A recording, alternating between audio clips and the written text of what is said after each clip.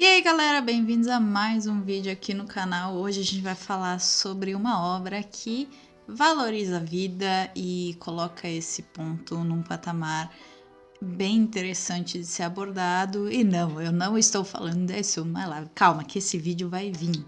Eu vou bater na cobra e mostrar o pau, mas não vai ser nesse vídeo. Hoje a gente vai falar sobre O Pecado Original de Catupi e eu já vou falar. Eu não chorei.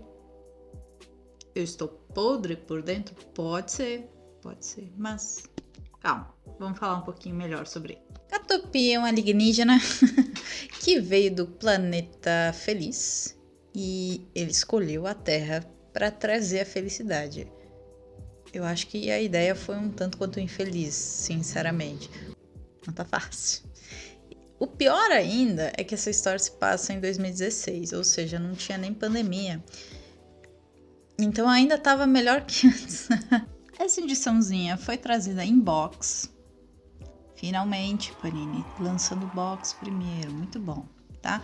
E ela é completa em 2 volumes. O box tem o preço de capa de R$ 73,80, enquanto os mangás, o valor é de R$ 36,90. Melhor assim, né? Aqui a gente praticamente tem as duas protagonistas. Só que na verdade a trama vai ser entre 3, né? Falta o... Esqueci o nome dele, que é o menininho aqui. Que ele vai ser importante de alguma forma, ele meio que é o elo entre essas duas personagens. Mas o que se trata, afinal, e agora spoilers, né? O que é importante saber é que o Catupi é um cidadão, um ser muito inocente. Ele não entende coisas como bullying, agressões e principalmente suicídio. E a gente encontra, no caso, ele encontra a Kuzi e entende tudo isso, ou melhor dizendo, ele aprende isso, porque a Kuzi, ela vive uma vida meio de, né, de bullying, e quem pratica normalmente é a Marina. Só que aí chega num ponto em que o Catupi quer resolver esse problema. Ele acha que as duas são amigas e elas estão brigando, e é por isso que a Kuzi simplesmente se mata. E essa parte realmente me pegou, eu não tava esperando que isso tivesse acontecido, que isso ia acontecer. Mas aí entra o recurso do roteiro de vamos voltar no tempo e tentar resolver. Eu achei muito legal a forma como foi colocada, apesar de inesperada. Ela foi implementada e bem executada até.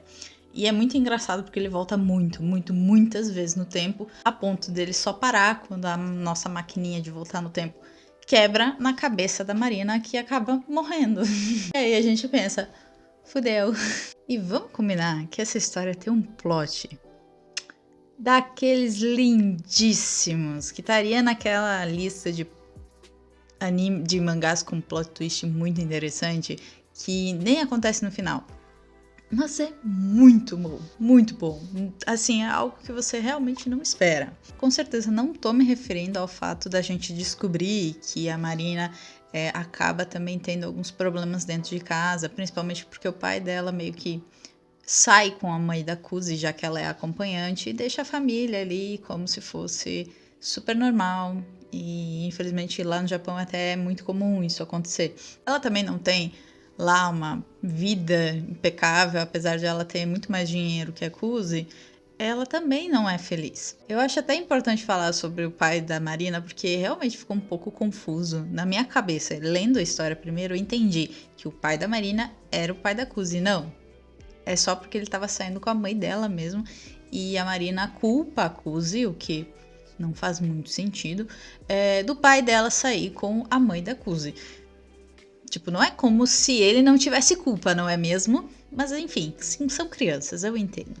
Só não entendo o bullying, assim, absurdo, a ponto de quase matar a menina. O Azuma, que é aquele menininho que eu falei que também eu considero como um protagonista, ele é mais um elo entre as duas para tentar resolver as coisas, porque no futuro ele meio que é importante, sendo, né, enfim.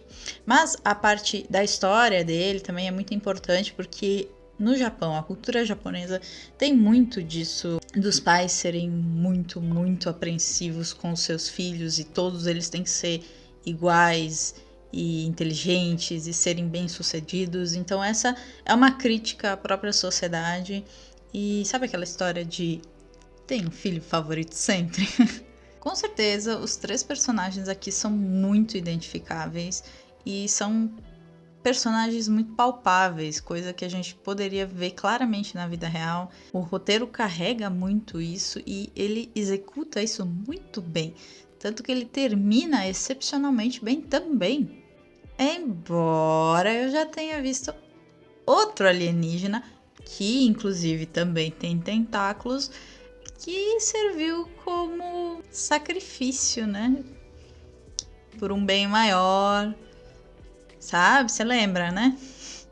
Apesar da Case ser a personagem que, sei lá, sofreu mais que a Juliette, no final ela foi a que eu menos gostei. Ela, de uma coitada, de alguém que eu me identifiquei muito, virou a própria psicopata, né? Eu sei que o cachorro era algo que era como a vida dela e ela não queria, em outras palavras, ela não queria se desfazer disso, ela queria ser guerreira, ela queria ser brasileira, não desistir tão fácil. Só que aí ela chega num ponto que é delirante, pelo menos não, quer dizer, foi criminoso, mas podia ter sido pior. Num resumo muito bruto, a história ela vai te ensinar a, independente do estado que você esteja, que tudo pode parecer muito pior do que parece, vai sempre ter alguém que vai querer te ajudar. Então, o bom mesmo é que você aceite de alguma forma. Aqui, no caso, o Catopi, ele foi de uma ajuda, talvez não a melhor opção, mas ele estava ali, ele estava disposto a ajudar as protagonistas.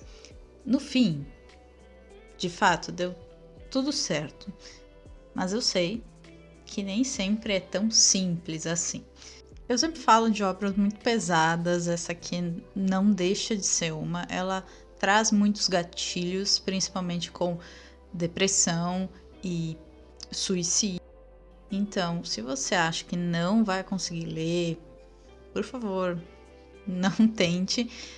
O primeiro volume, para mim, é o melhor.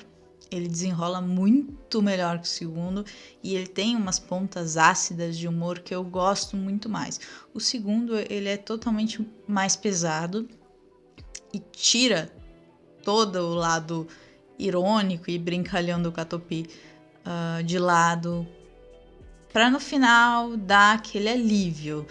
Mas ainda assim, o primeiro volume me pegou e me fez ler o segundo e eu gostei num total. É uma obra incrível, uma obra excepcional.